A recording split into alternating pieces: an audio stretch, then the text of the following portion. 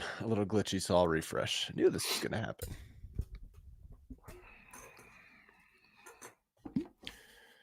Do. Oh, and guess what? My camera's the wrong camera again. It's just a day. It's just one of those. Everything got left in Toronto. Okay. Am I on this microphone? Can hear you. We're good. What's up, everybody? Welcome to the Bronx Pinstripes show. We were not able to record after game 1 and 2 over the weekend. Just scheduling didn't work out. The games were at 4:00, so it ended at an awkward time. But you know what? I don't know that was such a bad thing, because what would you have really said after 2 complete ass kicking, which is what happened over the weekend?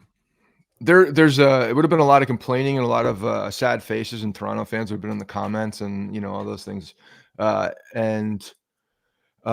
Yeah, it just complete disaster in Toronto. Just an absolute no-show. I put that on the thumbnail this morning because that's exactly what it was. This team, specifically Max Fried, in that second game after coming back all season long. I think he was 11-1 after a Yankees loss with a sub-2 ERA. This guy has been in that situation obviously many times and has been relied upon and has been the stopper, has been that guy, and just absolutely got dominated in Toronto.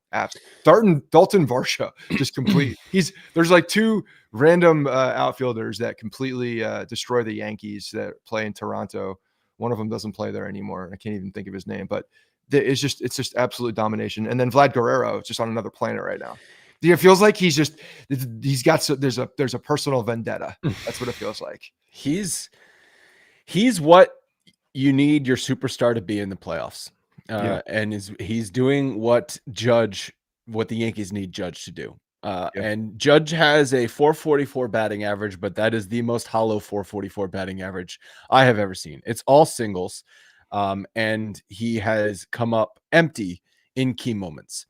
There's not a whole lot to dissect as far as the game situations, because when you lose 10-1 and you lose 13-7, but the score was not as close as 13-7, they were losing 9-0. That game is over. 9-0, 13-2. I mean, the game was over. When Vlad destroys that Will Warren pitch into the seats, the game is over from there. So I don't really care what the Yankees offense did in the 7th inning off Toronto relievers that didn't give a crap. Yeah. So the one key situation in my mind from the weekend to analyze is game 1, 6th inning, bases loaded, nobody out. You're down 2, Aaron Judge is at the plate. That is your moment to steal game 1, because going into game 1, Toronto had a decided advantage. They had Gausman on the mound. They were fully rested because they had won the division. The Yankees had to throw Luis Gil because they had to play all 3 wildcard games. That is literally the penalty of the wildcard series. Yes, it is. You are not set up for game 1. And look what happened to the Yankees in game 1. They got destroyed. And look what happened to the Cubs in game 1 of their series against the Brewers. They got destroyed. Now, it didn't happen with the Dodgers and Phillies, and it didn't happen with the Tigers and the Mariners. So it's not like a given, but the Yankees were in a hole in game 1. We knew that going in, but that was still a very winnable game. It's 2-0 in the 6th inning. And if Aaron Judge does something positive there, I'm not saying he has to hit a grand slam like Vlad did, but he whiffed on a ball 2 feet out of the zone in the dirt. That was crushing. That was a crushing, momentum-changing, potentially series-changing at-bat.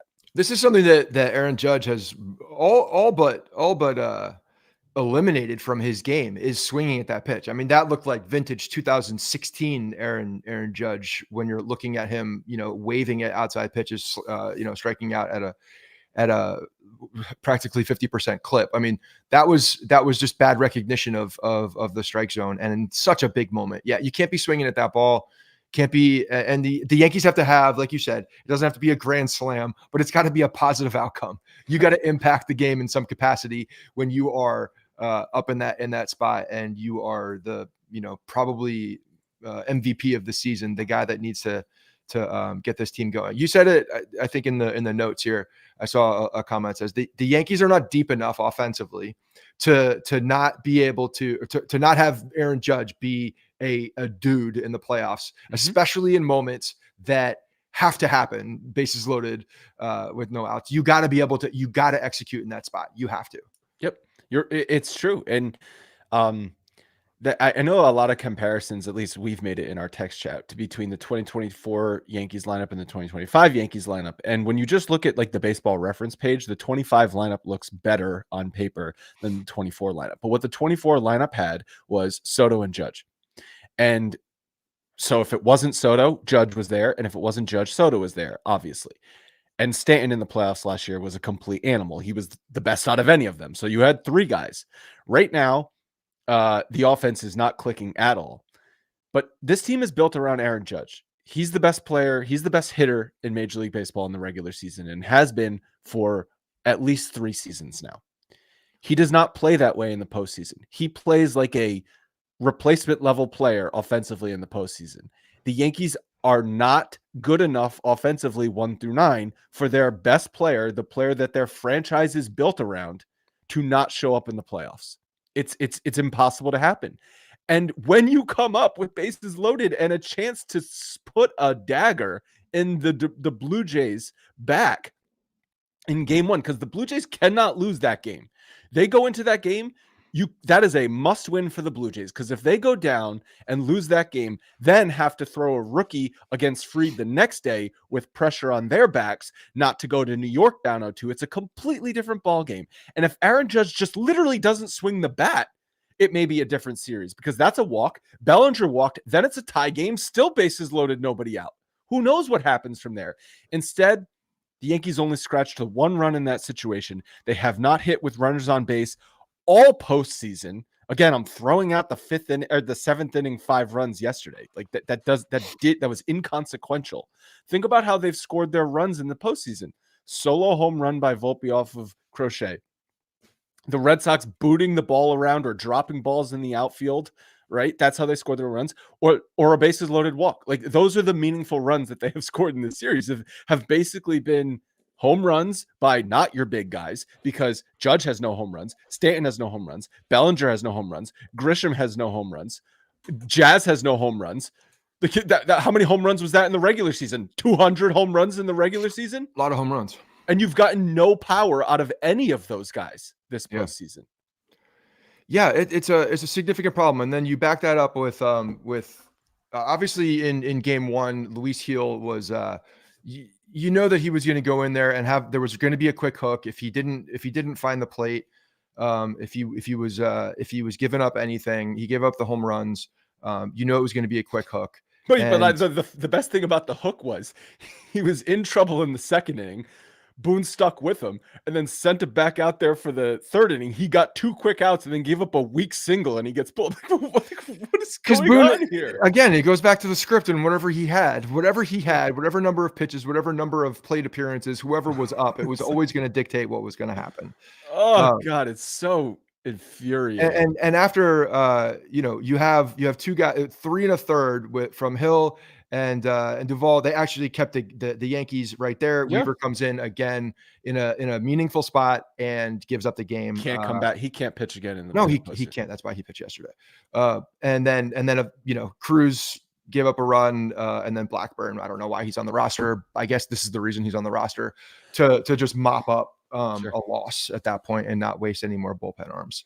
But non-competitive. And then when you have yesterday, Max Fried just, you can't have the way that the offense is going. You need Max Fried to come in there and shut this lineup down. Mm-hmm. And he was the opposite of that. It's tough to do against the Blue Jays, though. It is tough to do against the Blue Jays, but you can't do what you did. You certainly can't do what you did. He got crushed. The final line on Fried. Hold on. 3 innings, 8 hits, 7 runs. He got crushed. Utterly inexcusable. And when you have a guy like Treya Savage, who I caught glimpses of him a couple of weeks ago for the first time, over the top delivery, I think it's 7'1", something like that is the release point. And he's down in the zone from starting at 7'1". Every single Yankees batter was over top. That splitter, he threw a slider that was down in the zone. They couldn't touch him. Obviously, he gave up literally 0 hits, 11 strikeouts. Yeah. And the only reason he came out of that game was because it was 9-0. like let's be real, okay? The Yankees did not work his pitch count and get him out of that game. If that was a close game, he's staying in that game for at least another inning and 2/3. 78 pitches. Yeah. So, they swung over the top of every splitter they saw, sliders that they were just completely fooled on. Like the Yankees, I remember I saw something where I forget where this was, either a tweet or in one of the articles. They were talking, Boone was talking about their approach going against Savage, because they'd never seen him and he's got barely any tape. He's thrown what, 3 games in the major leagues? Yeah. Yeah. So it's like how, kind of how they, the first time through the order against early, were completely overmatched, but they did make some adjustments. They were not able to make any adjustments against Savage. They just kept swinging over the top of his off speed, splitter and off speed stuff. He's also very, very different. Like, early is it's not like it's an extremely unique arm angle from the guy. Like, you got to see his pitches. You see him a little bit.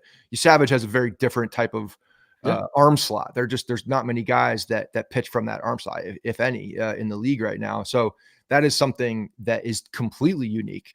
But obviously, yeah. Forever, I feel like forever and ever, at least as long as we've been doing this podcast, the Yankees have sucked the first time they've seen a guy, who's come up. It's just been. Oh, like whenever they face a rookie pitcher. Yeah, it's written in history. It doesn't matter who's on the roster. It does not matter who it is. It doesn't matter if this guy's good or not, or what team he's playing for, or the situation. They just have a hard time seeing. But couple it with the fact that this guy's probably going to be pretty good. Yeah, big trouble. Big trouble at that point. And his name is Savage. It's a good name. It's a really good name. I hate to say it, but it's a really good name. And then you back up Fried with Will Warren, who, at that point is I guess you're trying to keep the game at bay, but he brought in Will Warren with runners on base, even though, didn't I say this a week ago? If you're going to have Will Warren piggyback somebody, you got to go to a short reliever that can get out of a jam before you bring in the starting pitcher in a messy inning, who then proceeded to give up a grand slam and then proceeded to allow 3 more home runs. Yeah. And when you do that now there's just no hope of coming back. Whether you scored some runs late in the game. Those were the fakest 7 runs I have ever seen in my life. Yeah, and they go in the box score. So you're right. The 444. When you're looking at Judge's numbers, you're like, oh man, not his fault. But when they're coming, the context matters for this entire offense. The context matters of when runs are being scored. 100%, and how they're being scored. Yep, and. Yeah, they've all been singles. One of them was dropped by the left fielder, which I think we both agree is an error. It was an error. Yeah. And I get it. I'm not saying he had to have hit a grand slam there. If he just kept his bat on the shoulder, you keep the train moving and you keep pressure on the Blue Jays. Instead, he swung his. Do you see the screenshot? His ass was all the way towards third base. It was a complete mechanical breakdown, ugly ass swing. The way Judge is, the way his mechanics are, he is back, waiting, coiled up, ready to go, staying in that same slot. That pitch has no business being swung at, none. And when you're extending your left arm, that was a help me God moment where he's just trying to make tip the ball and stay alive, because he started his swing when he shouldn't have. Yeah, he was completely thrown off at that point. And what do you think this is? Is it mental? There's no other real explanation for it, to be honest, because we know what he is as an offensive player when he's going, and when he's going right, and when he's there. This is a different pressure situation. This is a I have to do a lot right now moment. Bases loaded, no outs. Like, this is on me. I got to do it. I got to press, and clearly he pressed, because he swung at a ball that he does not swing at anymore. He does not swing at these pitches, and he did. And again, that wasn't even a swing. That was a flail. That was a let me try to stay alive flail at the end of the day. The decision was made already before that. And that's a decision that Aaron Judge normally does not make. He doesn't swing at that. He spits on that ball. And that's the beauty. And that's why he's become so good, is because he makes the pitchers come back to him. If you don't come to him, he's not going to give you an inch. And when you're giving a foot, it's a problem. I agree. It's 100% mental. Whether his arm is completely healthy or not, that doesn't factor in here. That doesn't affect you swinging at a pitch that's a foot outside the zone. Right. And he was hitting the ball at the end of the season, going into the playoffs very hot offensively, and just been a no-show in the key moments, and that's the problem. Because it's a 444 batting average, but that at bat is going to haunt him this postseason. If the run ends in this series, that at bat's going to haunt Judge, just like the drop pop up is going to haunt Judge, just like the record-setting strikeout rate against Houston is going to haunt. Like there's a laundry list now of playoff failures for this guy that it's going to be hard for him to get away from. And the problem is that he's the difference between regular season Judge and playoff Judge is so catastrophically huge that it's a real problem for the Yankees. I don't know how they can get over him not playing closer to his regular season form. I mean, you just have to have your superstar play baseball and play to their capacity. That's not something that the Yankees, they can't worry about that. The only way you worry about that, or the only thing you can do about that, is just you bolster the lineup around him and you make it as good as humanly possible. There's a cap on the way that they're going to spend, but they, again, they believe they've done that, and frankly, they've done it enough to the point like this shouldn't be a significantly problem. He should be getting help around him as well. But when Bellinger's not been good, Stanton's not been good, Grisham's not been good. Chisholm has not been good. Rice had the 2 hits yesterday to make his numbers more respectable, but after the home run in the Red Sox series, what did he strike out like 7 out of 10 times or something at the plate? Yeah. At the end of the day, the team is so dependent on home runs that if you're not getting even if you're hitting home runs and you're not getting anybody on base, you're hitting solo shots and it doesn't matter anyway. But they're not even doing that. They're not even doing that. Yeah, the batting averages in this postseason: Stanton 150, Grisham 150, Jazz 188. Those are 3 of the bats you relied on all season. Julio said something that is makes my skin crawl a little bit, but he's not wrong. Judge kind of reminds me of A-Rod's struggles prior to 2009. So Judge needs just the 1-year breakout. Go look at so I know this comparison gets thrown around a lot. And I'm not denying that A-Rod had horrendous, I think it was 05, 6, and 7 playoff series. They were all bounced in the first round of those. Yeah. A-Rod's playoff numbers in 04 were actually very good. I know the Yankees collapsed, but A-Rod's playoff numbers for the Yankees in 04 were good. So if I go back in 6 years right now and look at Judge's playoff numbers, I'm going to say, well, you know what? It wasn't actually Judge's fault. His numbers are pretty good. Well, that's true, because I don't remember in the moment what A-Rod was doing. But yeah, you're right, because if you look at this playoff right now and you just scan Baseball Reference, you're like, oh, 444, Judge showed up this postseason. Yeah, but you're right. So yeah, context matters a lot. Well, I do know in 09 context mattered, and A-Rod had 19 RBIs that postseason run and legitimately carried the Yankees in big moments that playoffs. Judge has not had that yet. Could he have it? Of course. Yes, he's more than capable of having that. But A-Rod did it, and A-Rod did it, and Judge hasn't. Yeah, that's the thing. He needs to do it. He needs to show it, and needs to actually break out of that mold. And right now he's still in that mold. And yeah, the numbers will look good in 6 years, 7 years, probably looking back, and we're like, if I don't remember exactly what I saw, which I definitely won't at that point, 6 years from now, there's no possible. Well, there's record of it. We're talking about it. Yeah, like I'm gonna go back and listen. There's a good chance I'm like, see. Talking to Kemp, see? Yeah. But no, remember, Scott, remember in your brain, it was hollow numbers. And then also, he misplayed the ball down the right field line. He turned that ball from a double into a triple. Did it matter for the grand scheme of things in that game? No, probably not. Fried was getting hit around anyway. But and the ball left the park at the next. You're not hitting, you're not fielding, you're not throwing because your arm hurts, and you're not even compensating for not being able to throw by charging a ball in right field. Like it's a complete no-show. And I hate making this all about Judge, because it's not all about Judge. The Yankees pitching staff has gotten tattooed in 2 games.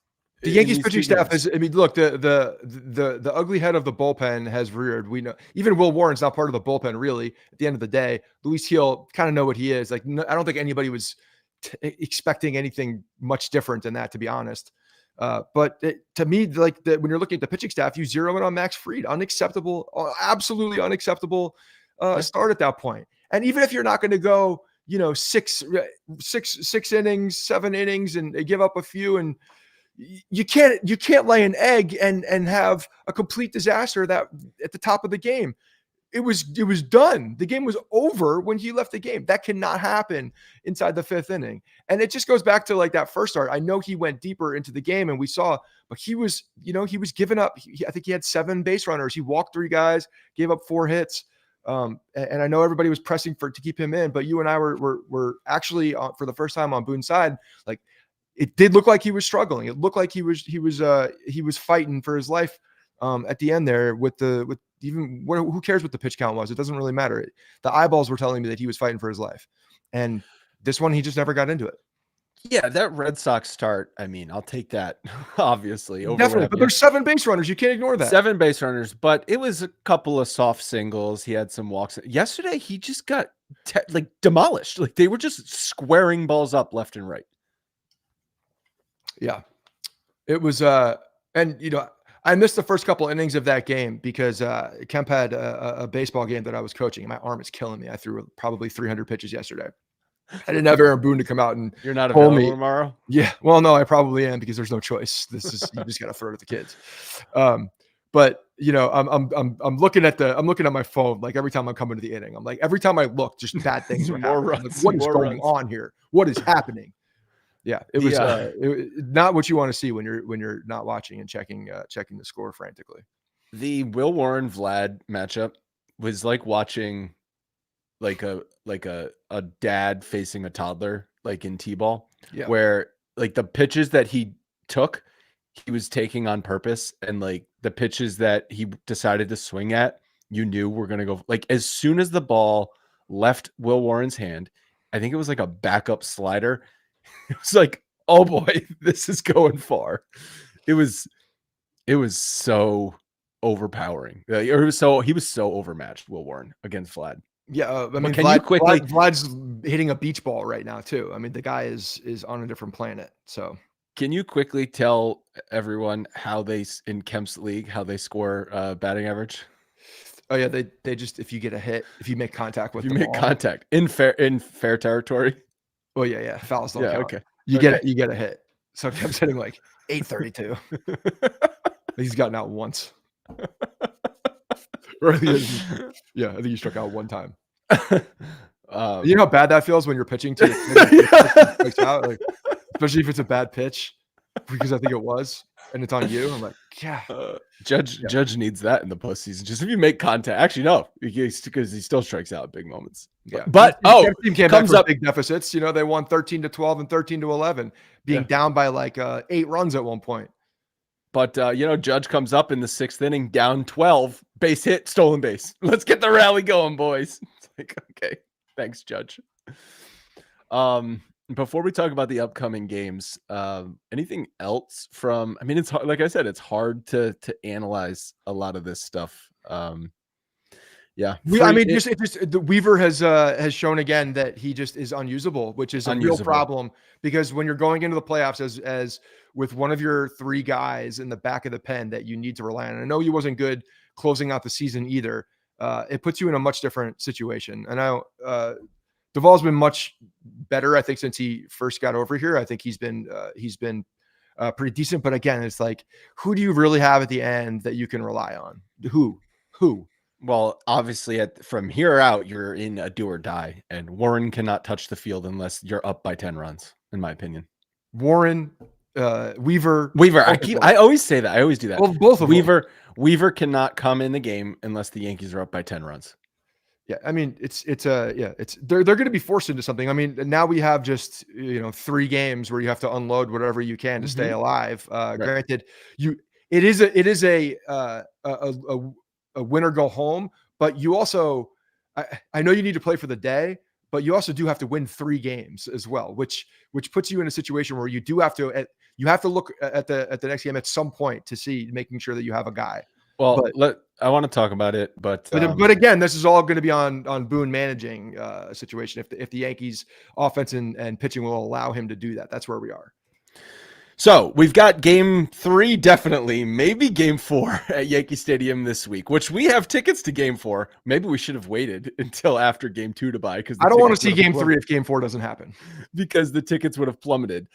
There's no better place to find tickets this baseball playoffs than Game Time. I've used Game Time several times and I love it. It is such a easy way to buy tickets to baseball games, but I've also bought tickets to theater. They also have great events, all sporting events. NFL is underway. The basketball season is about to get started. NHL season about to get started. So look no further than Game Time if you're looking to go to a sporting event. The last minute deals feature is especially cool because you snag great tickets for affordable prices by just waiting. You can save up to 60%. And I also appreciate the all-in pricing feature because there is nothing worse than being hit with those added fees at checkout. Game Time will tell you what the total price is going to be up front. Last but not least, lowest price guarantee. If you find tickets in the same section and row for less money, Game Time will credit you 110% of the difference. Take the guesswork out of buying tickets with Game Time. Download the Game Time app, create an account, use code Bronx for $20 off your first purchase. Terms apply. Once again, create an account and redeem code BRONX for $20 off your first purchase. Thank you, Game Time. Well, you mentioned Boone's going to have to make a lot of managerial decisions. They're going to have to make a lot of pitching. The only way they're coming back is if you get really strong starts out of Rodon and Schlittler. That's the only way you're going to stay in this series, because if you're going to try and rely on your bullpen to get through 4 or 5 or even more innings, 2 consecutive nights, and then a third night, if you ever make it back to Toronto, it's impossible. You're going to have to get 7 out of Rodon. You're going to have to get 7 out of Schlittler. That's how you come back in the series. Yeah, there's no other option really, because this offense on the other side is just is that they're going to eat the bullpen alive. So yes, they have to get. Again, it comes back to Rodon in a start where he's got to be really good. And his last start, he got bookended a little bit. He was good in the middle. Had some. I know he started off strong, but he's got to come out there. He's got to be that guy. He's got to be that guy. Again, this is one of those dudes that you look at his numbers from the post or from the regular season this year, and you're like, Carlos Rodon had a really good year. The field test for that is just like, okay, yeah, he was, he got through 5 a good amount of times and gave up a couple runs and was in a situation to win a game. But that's not what we need from him. Like this guy, I would take 6, 7, giving up 3 at this point. Like that to me will be a very positive thing for him. Because the Yankees are going to have to swing the bat to win anyway, but they're going up against Shane Bieber also. Like you want to have confidence as the Toronto Blue Jays coming in now after winning the way that they line this up, having the young kid in Toronto and now the veteran, former Cy Young that's able to come out there and pitch at Yankee Stadium in a place that he's done this before. He's been on the road before. He's been in the playoffs before, seemingly healthy. So they're feeling very good for who they have on the mound.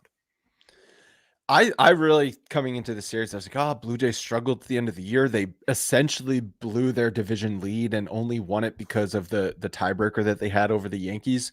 I thought the Blue Jays pitching was vulnerable.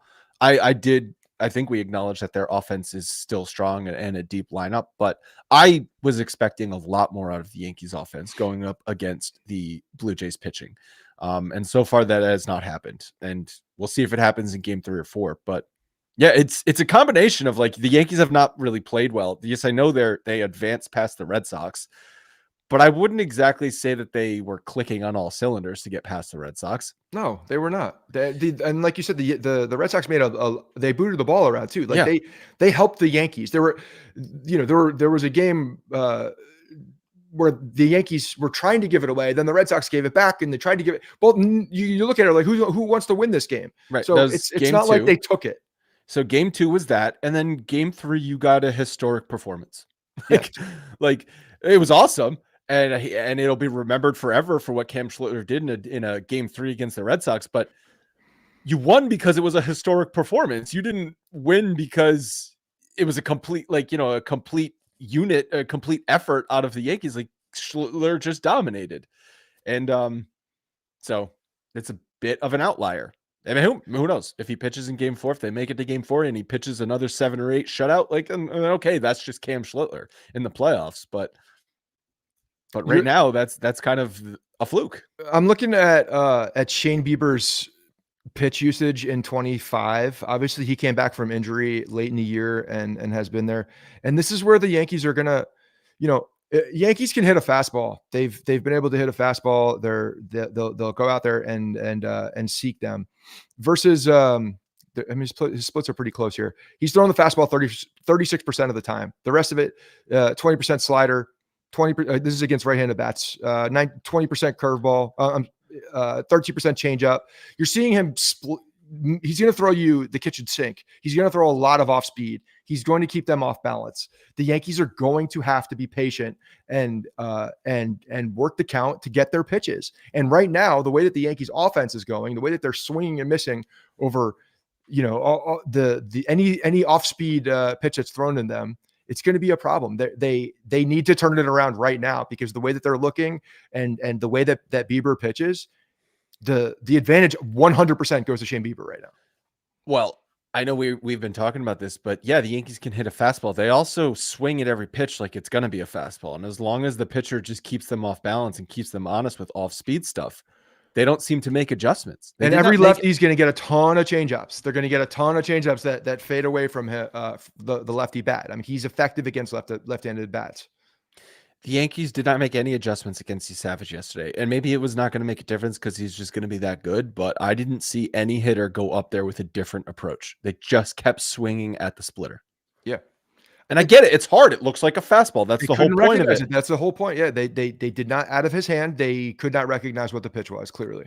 And swung over top. But almost at a certain point, don't you have to just force yourself to take pitches? Just be like, even if I can't recognize it, I'm going to force this pitcher to throw me strikes. Because alternative is just we're getting crushed and dominated anyway. So try something different. But that's the thing. Like, at the end of the day, that's what he did. He was around the zone. He was showing that he can throw a fastball for a strike. And when you're doing that, you're controlling the at bat at that point. You're not in control as a batter. Do we see shakeup going in here? Because I think I'm done with Grisham leading off. Like, he's just not been good for a couple weeks now. Even towards the end of the season, he wasn't good. And I don't know who the answer at leadoff would be, but having Grisham there hitting 150 with absolutely no pop ahead of Judge, Bellinger, and Stanton is not helping matters. So do you see a shakeup at the top of the lineup? I mean, you absolutely, I don't know, man. It's Boone. Who the hell knows? He tends to just stay with his plan and do the thing. Why not play Dominguez, who can hit righties? Because they hate Dominguez. Okay. They hate him. What is Grisham giving you right now? They hate him. He's not giving you anything. Anything. And I will say Bieber's effective. Again, like the splits. I don't have the numbers against lefties. Fine. What was Dominguez's OPS against righties? I would play Dominguez 100%. You need some type of a spark. This offense has done nothing. You know what I want? I want Dominguez to play. Of course I do. He gives you something. He gives you speed. He gives you, he can hit the ball hard. He gives you some versatility. Of course, that is a guy that I think should be there. And when you have Grisham reverting back to the guy everybody thought he was going to be, and not the 30 home run power guy, then at that point you're looking at him as a defender. And we've even seen some sloppiness on the defense side from him during this playoffs. So yeah, give me Dominguez, shake it up, mix it up. Maybe hit Bellinger lead off. I don't know. They're not going to do that. He doesn't have that type of creativity in him. Come on. Plus, it's not his decision. Yeah, whatever. So you need Rodon. I mean, at the end of the day, if Rodon doesn't come out here and throw and keep this team in the game, they got huge problems, and it doesn't matter who's hitting. He needs to go. I know you said I'd take 6 and 3 runs. I don't know if that's good enough, because that likely means you are in a dogfight then, and you've got to rely on 3 innings out of your bullpen. And I think that's a scary proposition. Look, I don't think he's going to do anything less than that. So, if he's able to come out there, like this team is right-handed heavy as well. Like they clearly, we saw yesterday what they can do against left-handed pitching. It's not like they're a lefty dominant lineup where Rodon's going to have a massive advantage. It's actually quite the opposite. And when you have a guy who feels no pain right now and is seeing a beach ball in Vlad Guerrero, you're going to have a problem. It's going to be every at bat is going to be a fight. He's going to have to be relatively perfect. Mm-hmm. Oh, well, I was excited that we had tickets to game 4. And now there might not be a game. Like 4. I said, man, I do this every year. Is I'll get the home game too, if they're, we if had they're home the- game 3 in the World Series. Yeah, exactly. But if you're the road team, I want to see a game that matters. I don't want to tomorrow night's game. Like if you give me tickets, if game 4 doesn't happen and we don't, then again, like I said, I don't want to see game 3. I don't want to be at that game 3 because it didn't go well. Yeah. Yeah. Give me the back against the wall game. Give me the back against the wall game. Oh, did you see Judge's quote? Back against the wall? We've been here before. Back against the wall. Backs against the wall. Let's go. Nothing better than a backs against the wall quote. Boom, His face was against the wall as he was trying to field that ball down the right field corner. Yeah. Was there a slow-mo like facial into the yeah, because that ball did hit the wall. If you cut that ball off before it hits the wall, you have a much better opportunity of getting to that and making a play on it. So I know the Yankees Boone tried to use the Buck Martinez comments as some motivation. You saw that? I saw something. Because remember when Buck Martinez a couple weeks ago was trash talking the Yankees, like they're Buck not a good Martinez team. has talked shit about the Yankees ever since he was doing stuff for the Orioles. Yeah. So Buck Martinez is talking about they boot the ball around, they make mistakes, they make outs on the bases. They're not a good team. And then Boone's saying like, I think Buck's wrong. We're going to prove we're a good team. Like, okay, well, yeah. Here's Buck's your shot. right. Here's your shot. Buck's right. Okay, guys. Like I said, we were not able to record over the weekend. Actually, probably a good thing because give us a few. Yeah, it would have been just few minutes emotional to ranting. digest, right? Sitting like there's nothing really to take away right after those games besides just complete frustration. And you're like, this team didn't show up. What are we doing? Toronto didn't show up. Again, like go to Toronto and you don't do anything. Toronto is a problem, especially in Toronto, because I know that the Yankees won the series against them at Yankee Stadium in the last one, but every time they've gone to Toronto, bad things have happened. And now the Yankees are playing for their lives just to go back to Toronto. They're 1-8 in Toronto this season. Yeah, including the playoffs. And for them to have a successful season, they need to be 2-8. And honestly, had we recorded after game 1, I would have ragged on Judge for the at-bat. But my takeaway from that game would have been you were kind of going to lose this game, or you were in a hole anyway. Kind of like how we were after game 1 of the Red Sox series.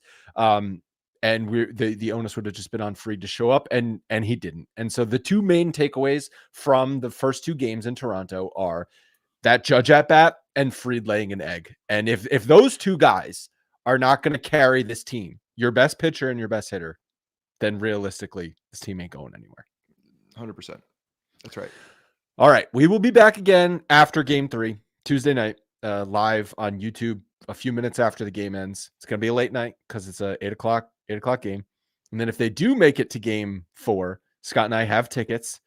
So TBD on if we're recording from the hallowed grounds of the old Yankee Stadium, or if we record the next morning, or what we do. But I'm gonna have shitty hotel Wi-Fi Tuesday night too. So we'll see how that goes. Okay, can't wait. That'll be fun for me. It might just be me on the pod. Thank you guys, everyone, for tuning in, and thank you for listening. We'll talk to you again after game 3.